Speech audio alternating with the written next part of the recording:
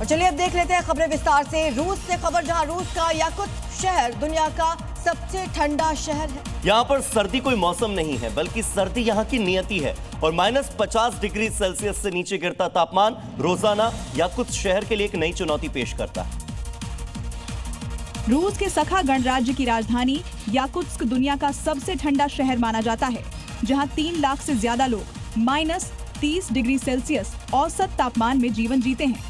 जनवरी में पारा अक्सर -45 से -50 डिग्री तक गिर जाता है और कभी-कभी -60 डिग्री से भी नीचे पहुंच जाता है। यहाँ इमारतें परमाफ्रॉस्ट को पिघलने से बचाने के लिए खंभों पर बनाई जाती हैं और हीटिंग सिस्टम 24 घंटे चलते हैं। स्थानीय लोग लगातार चलते रहने को ही जीवन रक्षा का मंत्र मानते हैं। उज्बेकिस्तान के ताशकंद में इन दिनों लगातार हो रही बर्फबारी के बाद सब कुछ सफेद सफेद नजर आ रहा है। यहाँ तापमान 0 से कई डिग्री नीचे है। ये नज़ारे जहाँ दूर से सुंदर दिखते हैं, लेकिन पास जाकर परेशानी का एहसास भी कराते हैं। उज्बेकिस्तान के ताशकंद रीजन में मौजूद पहाड़ी इलाके चटकाल में इन दिनों भारी बर्फबारी का दौर जारी है।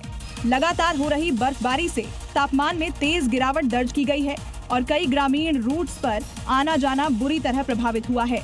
स्थानीय प्रशासन ने लोगों को गैर जरूरी यात्रा से बचने और सतर्क रहने की सलाह दी है। बर्फ की मोटी परत से पहाड़ी इलाके पूरी तरह सफेद परत में ढक गए हैं, जिससे जहां एक ओर प्राकृतिक सौंदर्य निखर उठा है, वहीं दूसरी ओर रोजाना की मुश्किलें भी बढ़ गई हैं। जोजिला दर्रे पर बर्फ हटाने का अभियान तेज कर दिया गया है। लद्दाख को कश्मीर से जोड़ने वाली इस जीवन रेखा पर चौड़ीकरण का काम चल रहा है और इसे रफ्तार देने के लिए जवान दिन रात जुटे हुए हैं। लद्दाख को कश्मीर से जोड़ने वाले रणनीतिक जोजिला दर्रे पर बर्फ हटाने का अभियान लगातार चलाया जा रहा है। ये कार्रवाई सड़क चौड़ीकरण कार्य को सुचारू रूप से आगे बढ़ाने के लिए किया जा रहा है। मुश्किल मौसम और भारी बर्फबारी के बावजूद जवानों की मुस्तैदी से इस अहम रूट पर यातायात बिना किसी बड़े व्यवधान के सामान्य रूप से संचालित हो रहा है। प्रशासन के मुताबिक सड़क चौड़ीकरण का काम पूरा होने के बाद इस मार्ग पर आवागमन और ज्यादा सुरक्षित और सुगम हो सकेगा। चलिए बात करते हैं मेडागास्कर की, जहां पर साइक्लोन ने 24 घंटे में ऐसी तबाही मचाई कि 36 जिंदगियां बुझ गई और सैकड़ों लोग घायल भी हुए हैं। 18,000 से ज्यादा घर मलबे में तब्दील हो गए, लाखों लोग बेघर हो गए।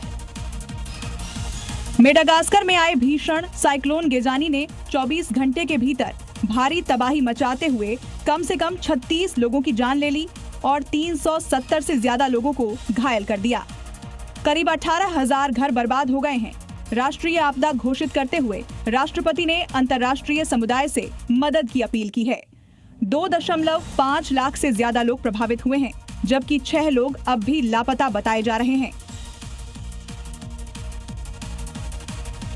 पुर्तगाल में मूसलाधार बारिश के बाद सेंट्रल इलाकों को इस बारिश ने डुबो दिया है। स्थानीय नदियां उफान पर चल रही हैं, सैकड़ों घर और खेत डूब चुके हैं। एरियल तस्वीरें तबाही साफ तौर पर बयां करती हैं। पुर्तगाल में भारी बारिश की वजह से सेंट्रल इलाकों में गंभीर बाढ़ के हालात बने हुए हैं। पुर्तगाली वायुसेना ने हवाई फुटेज जारी किया है, जिसमें मोंडेगो नदी और वोगा नदी के उफान से सैकड़ों घर और खेत पानी में डूब गए हैं। कोइम्ब्रा में प्रशासन ने बड़े पैमाने पर बाढ़ की चेतावनी जारी कर निचले इलाकों से 9,000 लोगों को हटाने की तैयारी की है।